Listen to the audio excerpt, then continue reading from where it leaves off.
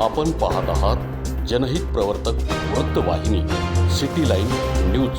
पाहत रहा. जिल्ह्याचे पालकमंत्री जलसंपदा मंत्री राधाकृष्ण विखे पाटील यांच्या हस्ते नुकतेच संगमनेर तालुक्यातील आश्वी बुद्रुक येथील जिल्हा परिषद प्राथमिक शाळेत डिजिटल क्लासरूमचे उद्घाटन करण्यात आले.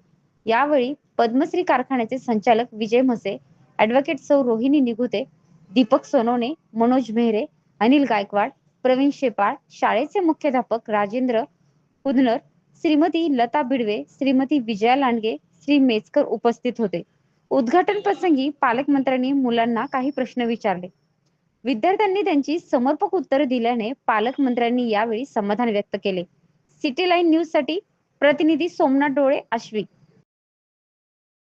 लोकांसाठी, लोकक्रांतीसाठी जनहित प्रवर्तक बनलेले निर्भीड, निपक्षपाती web portal, YouTube channel city line news like करा, कमेंट करा, सबस्क्राईब करा, बेल आयकॉनवर दाबून शेअर करायला विसरू नका.